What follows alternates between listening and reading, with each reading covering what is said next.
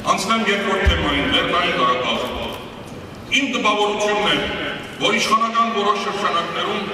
ինչպես նաև մեր հասարակության որոշ հատվածներում,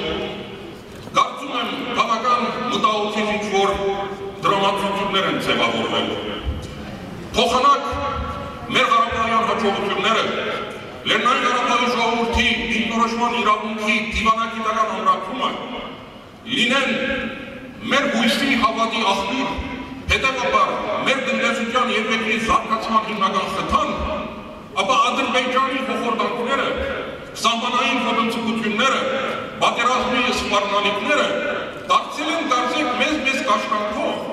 ինչպես նաև ժողովրդավարության և քաղաքական ազատությունների բնագավառում մեր անկործությունը արդարացնելու և հետևաբար երկրի զարգացումն ու ժողովրդավարությունը կանգնացնելու և կանխարգելելու գործոններ։ Հաճախ են մարդիկ ինձ ասում, մենք ունենք Ղարաբաղի հարց, ունենք պատերազմի սպառնալիք, մենք պարզապես չենք կարող մեզ թույլ տալ, որպեսզի մենք համբուրժենք լիակատար ազատություն, լիակատար ժողովրդավարություն, մենք չենք կարող ունենալ լիակատար հանդուրժողականության շռայլությունը։ Ես կասեի ճիշտ հակառակը, որտեղ մենք ունենք Ղարաբաղի հարց, մենք պետք է հնարավորինս արագ դառնանք ավելի ժողովրդավարական,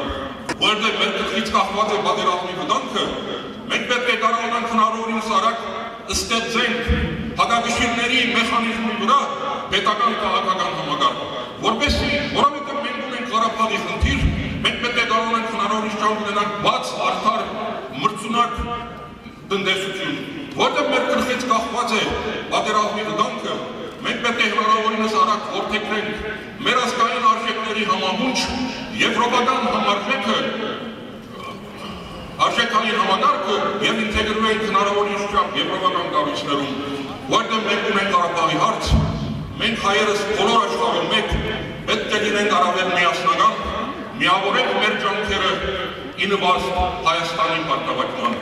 Սիրելի հայրենակիցներ, Լեռնային Ղարաբաղը ինքնորոշվել է։ Եթե ինքնորոշումը ոչ այդպիսին, ապա Լեռնային Ղարաբաղի ժողովրդի ինքնորոշման իրավունքը արդեն ճանաչվել է միջազգային հանրության կողմից։ Եթե այս 20 տարիների ընթացքում մենք մի բան դարձրել ենք անշրջելի